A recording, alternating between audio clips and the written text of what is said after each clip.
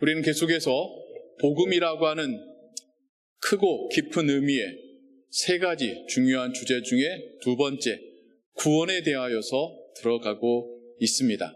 이쯤에서 한번 서머라이즈를 해드려야 될 것 같은데요. 그 첫 시간에 들었었던 이야기, 한 달도 전에 들었었던 이야기라서 어떻게 기억이 나실지 모르겠는데요. 기억이 나시나요?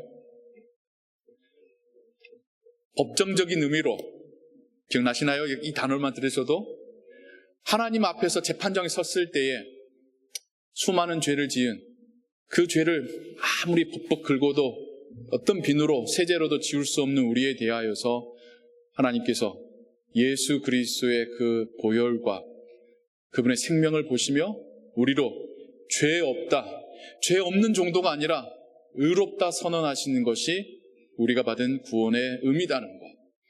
그 두 번째 의미, 제가 여러분과 함께 성막을 상상해가며 성막 가장 깊은 곳에 언약궤를 여러분들에게 설명드리며 그 언약궤 밑에 담겨져 있었던 그 세 가지의 물건들이 인간의 반역과 탐욕을, 교만을, 불순종을 의미하고 우상 숭배를 말해주지만 그것을 덮고 있는 덮개, 그 두 천사가 인간의 죄를 바라보고 있지만 그곳에 임재하신 하나님께서는 그 속죄소를, 시은소를 덮고 있는 동물의 피를 보시고 인간의 죄를 용서하신다는 그 개념에서 그리스도의 보혈을 보시고 우리를 구원하시고 용서하시는 하나님의 구원을 함께 나누었습니다. 세 번째 이야기는요, 우리가 금전적인 의미로 우리가 지은 죄의 무게가 얼마나 무거운지, 또한 더불어서 하나님과의 영원한 교제, 천국에 들어간다는 것이 어느 정도의 가치가 있는지 예수님의 비유 중에 1만 달란트의 비유를 통하여서 우리 개인이 지불할 수 없는 엄청난 금액이라는 것, 그것을 받고도 친구의 100데나리온을 용서하지 못하는 그가 정말 그가 받은 구원의 가치를 알고 있는지를 함께 나누었었지요. 그리고 네 번째 시간, 우리가 부활절을 맞이하여서 우리 구원과 주님의 부활의 관계를, 주님이 십자가 죽음 이후에 부활하심으로 말씀하신 대로 그분이 하나님이고 하나님의 아들이심을 스스로 증명하셨고, 또한 십자가에서 말씀하신 것처럼 다 이루었다를 부활을 통하여서 온전히 완성하셨고, 또한 부활의 첫 열매가 되심으로 우리도 부활할 것을 보증하셨다라는 것. 그리고 네 번째로 신의 모습으로 부활하신 것이 아니라 인간의 모습으로 부활하시면서 얼마나 하나님이 우리에게 다가오시고 우리와 교제하시고 우리를 구원하기를 원하셨는지를 예수님의 부활의 모습에서 우리가 함께 나누었습니다. 그리고 오늘 다섯 번째 시간입니다. 구원을 관계적인 의미로 여러분과 함께 살펴보기를 원합니다. 구원을 어떤 우리가 개념을 이해하려고 하면 그 개념은 이겁니다, 이겁니다, 이겁니다라고 하는 긍정적인 서술문으로 이해할 수도 있지만 이것은 이건 아닙니다, 혹은 이러지 않습니다 라고 하는 부정적인 의미로 우리가 그 개념을 이해하고 파악해 갈 수가 있습니다. 즉 오늘은 이제까지는 구원은 이겁니다, 이겁니다, 이겁니다라고 설명을 들었다면 오늘은 구원받지 않는다면 구원받지 않는다라는 의미는 무엇입니다라는 것으로 구원에 대하여서 여러분에게 설명드리고자 합니다. 오늘 우리가 함께 읽고 들은 예수님의 비유, 너무나도 유명한 비유이죠. 왕이 자신의 아들의 혼인잔치를 위하여서 성대한 banquet, 잔치자리를 준비했습니다. 그리고는 그 자리에 초대를 하지요. 처음에는 아마 관료들을 혹은 지방의 귀족들을 초대했던 것 같아요. 그런데 그들이 거절합니다. 자기 개인사 때문에 들에 가서 일해야 됩니다. 비즈니스가 있습니다. 저 할 일이 있습니다. 여기서부터 이게 말이 안 되는 거잖아요. 아무리 자기 개인사가 있다 해도 왕의 초대이고 왕의 아들의, 즉 다음 왕인데 그의 혼례식에 초대받는다는 것 자체가 영광스러운 건데 이걸 안 가되겠다고 한다고요? 그러니까 말이 안 되는 거 아닙니까? 근데 오늘날 하나님의 구원을 거절하고 있는 게 이런 거라는 거예요. 지금 잠깐 벌 돈에, 지금 잠깐 누리는 이 세상의 쾌락에 하나님 나라의 영원함을 거절하고 있는 이 시대가 오늘날 우리가 살고 있는 시대이기도 합니다. 왕이 종들을 보내서 다시 또 종들을 보내서 재차 성대하게 준비했으니 오라 라고 청하였는데 이제는 귀찮았는지 귀찮다 못해 화가 났는지 그 종들을 때리고 심지어 죽이고 그 소식을 들은 왕이 화가 나서 군대를 보내어 살인자들을 죽이고 그들의 마을을 불태웠다. 예수님의 비유가 과격해지고 계시네요. 맞아요. 예수님의 사역의 초기에 하셨던 비유와 마지막에 그 일주일에 하셨던 비유는 분위기가 많이 다릅니다. 그 과정 속에서 예수님이 겪으셨던 것, 지금 그 상황이 죽이려 하는 바리새인들과 종교 지도자들, 그들의 그 매소한 눈초리 가운데 사람들에게 말씀하실 때에 예수님도 정말 담담을 가지고 하나님의 말씀을 비유로 말씀해 주고 계시고, 정말 그 사역과 삶의 마지막에 도달했을 때에 예수님의 주변 사람들에게, 제자들에게 더 해주고 계십니다. 그리고는 왕이 다시 한번 종들을 보내서 이제는 길거리에서 아무나 모두 다 보는 대로 데려와라. 그래서 성경이 하는 말이 선한 자나 나쁜 자나 다 초대해졌다. 정말 여기에서 하나님의 구원이 사람을 가리지 않고 심지어 죄인마저도 구원하시는 하나님의 초청이라는 것을 예수님의 비유 가운데서 발견할 수가 있겠네요. 그러자 왕이 원하는 대로 그 뱅퀴 자리가 연회에 오리 사람으로 가득 찼고 즐거운 왕이 사람들을 만나러, 손님들을 만나러 그곳에 내려왔는데, 아니 저 한 구석에 예복을 입지 않은 사람이 있는 거예요. 왕이 왜 예복을 입지 않았는지 물은 다음에 그를 묶어서 바깥으로 쫓아내라. 어두운 곳에서 울며 이를 갈리라. 여러분, 이 이야기를 들을 때 도대체 저 사람은 누굴까? 어떤 사람을 가리켜서 하신 말씀일까? 많이 궁금해하지 않으셨어요? 또 이것에 대한 여러 가지 해석들이 있지요. 우리가 그 사람을 생각할 때 불편하셨다면, 우리가 성경을 읽고 해석할 때에 우리의 그 관점과 자세 중에 혹 이런 게 있지는 않는지 한번 생각해 보셔야 돼요. 내가 죄인이나 피해 입은 사람 옆에서 그 사람으로 지금 나를 대입하고 있는지 않는지.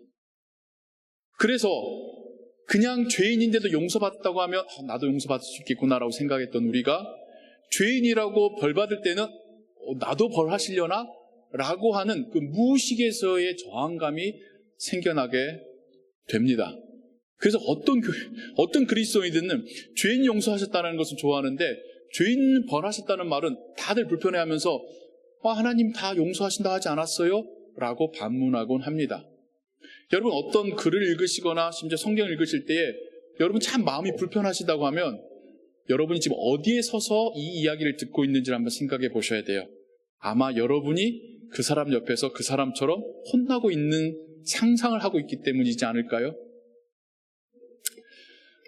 이것에 대해서 예수님께서 더 추가적인 설명을 하셨으면 좋았겠지만 많은 이들이 앞뒤 전후의 사정을 가지고 추론하며 해석을 합니다. 여러 해석들이 있어요. 왕의 초대에 그에 상당하는 반응을 보이지 않았기 때문이다. 이제 그러면 이 이야기는 이제 뭘로 발전해 가냐면 우리가 구원받았고 구원에 합당한 삶을 살려면 나도 뭔가 해야 된다 라고 하는 우리에 향한 요구로 이게 이야기가 발전이 되어 가요. 개혁주의는 이거를 불편해 하잖아요. 구원받은 사람이 감사함으로 하나님께 뭘 하는 것에 대해서는 개혁주의는 강조하고 옳다라고 말하지만 구원받기 위해서 뭔가를 해야 된다라고 하는 것은 개혁주의에서는 우리가 인정하지는 않는 바예요. 그럼 이거 어떻게 해석해야 되는 겁니까? 먼저는 구약에도 보면 왕이 손님들을 초대할 때에 그들에게 입을 예복까지도 준비했다라고 하는 기록은 있어요. 그러니까 무슨 말이냐면 우리는 아니 길거리 가다 갑작스럽게 초대받아서 가게 됐는데 예복 깜빡 잊고 못 가져갔을 수도 있는데 그거 가지고 저렇게 화를 내셔? 라고 생각하신 것과 좀 다르게 왕이 초대할 때는 예복까지 준비해서 입구에서 예복을 나눠줬을 수 있다는 거예요. 근데 그것도 입지 않고 들어온 거는 이 자리가 어떤 자리인지에 대한 인식도 없고 이 자리를 준비한 호스트, 왕에 대한 혹은 이 자리의 주인공인 왕의 아들에 대한 존경의 마음도 없다라는 뜻으로 해석이 될 수 있다라는 겁니다. 근데 여기서 한 가지 더 해결해야 될 게 있어요. 도대체 이 사람은 누구일까? 이것에 대해서 여러 가지 추측과 해석들이 있듯이 저는 저의 해석을 여러분들에게 말씀드리고 싶어요. 이 이야기의 전후를 보면 예수님께 모여든 사람들과 제자들에게 주시는 말씀이지만 동시에 예수님의 복음을 거부하고 있는 종교 지도자들에게도 들으라고 하시는 말씀들입니다. 그 뒤에 바리새인 이야기가, 그 앞에도 바리새인 이야기가 나와요. 바로 앞장의 마태복음 21장에서는 똑같은 구조인데 왕이 아니라 포도원 주인의 이야기가 나옵니다. 거기서는 포도원 주인이 멀리 타국에 가서 이젠 그 포도원 소출을 받으려고 종을 보냈는데 포도원에 일하는 자들이 거부하다 못해 이 사람들을 죽여요. 주인의 종들을 죽여요. 이번에는 주인이 자기의 아들을 보내면서 내 아들 말은 듣겠지 했는데 이제는 이 아들 죽이면 이 포도는 우리 게 되겠구나 하면서 아들까지 죽였다라고 하는 이야기가 나와요. 똑같은 구조예요. 비슷한 구조잖아요. 그런데 앞의 이야기는 강팍한 사람들이 하나님의 아들을 거부했다는 데 중점을 주고 있다면, 두 번째 이야기는 그들은 어떻게 될 것인가에 대한 부분에 중점을 두고 있는 것이죠. 왜 갑자기 구원 이야기하다가 이런 이야기를 할까요? 구원의 반대는 하나님께로부터 쫓겨나는 겁니다. 물론 천국의 반대를 지옥이라고 쉽게 말할 수 있겠지만 더 핵심적으로 구원의 반대는 하나님께로부터 쫓겨나는 겁니다. 구원의 핵심은 하나님께로 들어가 함께 교제하는 겁니다. 그래서 구원은 관계적이라는 뜻인 거예요. 그 반대는 하나님께로부터 쫓겨나서 하나님의 은혜를 공급받지 못하는 상태를 말합니다. 이 이야기에서도 쫓겨난 이가 있을 곳은 어두운 곳이라고 말합니다. 성경에서 빛은 하나님의 은혜, 하나님의 그곳에 나타나신 현현, 하나님의 권능, 지혜를 의미합니다. 빛이 없는 어두운 곳에서 울고 있는 그는 하나님과의 교제가 단절되어져서 하나님의 은혜를, 하나님의 그 나타나심을 경험할 수 없는 상태까지 놓이게 됐다라는 것이죠. 다시 돌아가서 도대체 왜 이 사람은 그렇게 됐을까? 저의 해석은 그렇습니다. 이 사람은 아마 그 왕의 종들을 죽였던 자들 중에 하나였지 않았었을까? 왕의 군대를 피해서 도망치듯이 이곳에 들어왔지만 실상은 자기가 한 죄에 대해서 깨닫지도 못하고 회개하지도 못했다라는 것이 예복을 입지 않은 모습으로 상징화된 것은 아닐까? 예수님의 비유를 그냥 바쁘게 살아가다 보니까 잘 준비 못했어요라고 하는 우리의 항변을 듣고자 하신 것이 아니라 신앙인인 척하며 살고 있지만 실상은 그의 진짜의 마음속에는 하나님이 없는 사람을, 하나님의 빛이 없는 사람을 의미하고 있는 것입니다. 천국과 지옥에 대한 이야기보다 하나님이 있으시냐 없으시냐의 이야기로 이 이야기를 더 발전시켜가 말하고 싶습니다. 하나님의 계신 곳으로 나아갔을 때는 밝은 곳이고 뱅퀴, 은혜가 충만한 곳이고 참관 그곳에 있는 모든 이들이 서로 교제를 누리고 왕을 만나는, 왕을 아련하는 곳, 이것이 천국이고 하나님과 함께하는 삶이겠죠. 반대는 뭡니까? 그것에서 쫓겨난다라는 것, 하나님의 은혜가 단절된다라는 것, 어둠 가운데 있다라는 것, 심지어 울며 이를 갈고 있는, 운다라는 것은 고통스럽다는 뜻이고 이를 간다는 건 뭐겠습니까? 분해한다는 거죠. 여러분 한번 분해 보셨습니까? 얼마나 고통스러운지요. 미치고 팔짝 뛴다는 표현이 이때 하는 말 아닙니까? 분할 때 이걸 풀 길이 없으니까 하나님이 안 계신 상황에서는 그런 심적 고통을 느끼게 된다는 겁니다. 죽음 이후에 천국과 지옥으로만 말할 것이 아니라 이 세상을 살아가면서도 우린 천국을 맛보며 살 수도 있는 반면에 마찬가지로 지옥을 맛보면서도 살아가곤 합니다. 지옥을 맛본다라는 것, 한 번쯤 맛보시지 않으셨습니까? 마음 가운데 어둠이, 하나님이 계신 것 같지 않는 답답함이, 뭘 해도 안 될 것 같은 절망감이, 내 앞을 벽이 막고 있는 답답함이, 그 누구도 나에게 관심 갖지 않고 있는 외로움이, 불평이 바닥으로 막 떨어져 가고 있는 그 낮은 자존감이 우리로 하여금 이 세상에서도 이미 하나님이 없는 지옥이 뭔가를 맛보게 하지요. 반대로 우리가 그리스도를 영접하고 하나님의 자녀로 살면서 천국을 맛보면서 살고 있지 않습니까? 내 안에 하나님 주신 밝은 빛으로 가득 차는 느낌, 하나님이 진정 살아계시고 나를 사랑하신다라고 하는 확신, 나의 삶 속에 하나님이 나를 인도해 가신 나의 목자시라고 하는 그 고백들, 내가 세상에서 별거 없는 사람이지만 분명 하나님 앞에서는 사랑받는 자녀라고 하는 그 확신과 믿음의 고백이 내 입에서 나올 때 나의 하루하루가 참 값지고 보람된다고 하나님 앞에서 고백할 수 있을 때에 하나님께 주신 그 사람들과 함께 서로 사랑하고 사랑받으며 이게 사는 거지, 천국에서는 이게 얼마나 더 기쁠까 상상하게 될 때에 우리가 천국을 맛보는 거 아니겠습니까? 예수님을 만나고 그분의 죽음을 고백하며 사는데 왜 우리가 지옥을 맛보며 살아야 합니까? 그럴 이유가 우리에게 뭐가 있습니까? 이 땅에서 살면서 천국을 맛보고 그래서 더 완전한 천국을 소망하며 살아가는 것, 그게 하나님께서 우리에게 원하시고 우리에게 주시는 복이고 우리도 마땅히 그렇게 살아야 하는 것 아니겠습니까? 그게 구원받은 자의 삶일 줄로 믿습니다. 하루하루 나에게 부족한 것, 불평스러운 것, 불만스러운 것에 마음을 뺏기지 마시고 그것에 내 마음을 지옥으로 내어주지 마시고 하나님이 지금 나와 어떻게 함께 하시는지, 하나님이 나를 어떻게 보호하시는지, 나의 가족을 어떻게 먹이시는지, 나를 어떻게 인도해 가시는지, 나를 어떻게 자라가게 하시는지, 어떻게 나를 변화시켜 가시는지, 내 주변 사람들 통해서 하나님 나에게 어떻게 말씀하시는지, 하나님이 어떻게 나에게 도움의 손길을 내미시는지 그걸 보고 경험하고 고백하며 우리의 천국의 삶을 맛보며 살아가기를 소원합니다.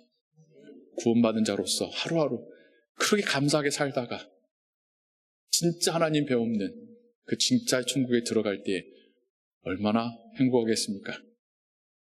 하나님과 교제하시고 또 하나님의 사람들과 교제하며 살아가시기 바랍니다. 신앙생활 혼자 외롭게 하지 마세요.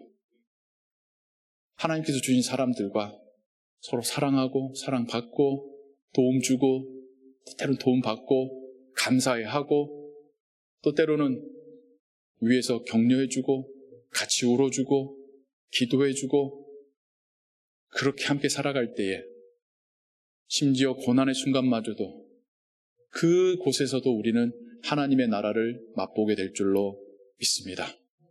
우리의 가정이, 우리의 신앙의 공동체가 하나님의 나라를 경험하는 곳 되기를 주님의 이름으로 축원합니다. 기도하겠습니다. 사랑과 은혜가 풍성하신 하나님 아버지, 우리가 예수 그리스도를 우리의 구주로 영접하였고 우리의 생명의 주관자로, 우리의 왕으로, 우리의 목자로 고백할 때에 우리 안에 하나님의 빛이, 하나님의 은혜가, 하나님의 현현하심이 임함을 믿습니다. 하나님이 계신 곳이 천국입니다. 하나님이 우리 마음 가운데 찾아오셨을 때에 우리 마음 가운데 천국이 임하였습니다. 그리고 우리는 하나님이 계시는 천국을 향하여 나아가고 있습니다. 하나님, 하루하루가 하나님과 함께하는 천국을 맛보는 삶이 되게 하여 주옵소서. 하나님께서 우리에게 주신 삶, 우리에게 주신 사람들과 사랑하고 감사 여기며 살아가게 하옵소서. 함께 하나님을 예배하며 살게 하옵소서. 주 예수 그리스도의 이름으로 기도하옵나이다. 아멘.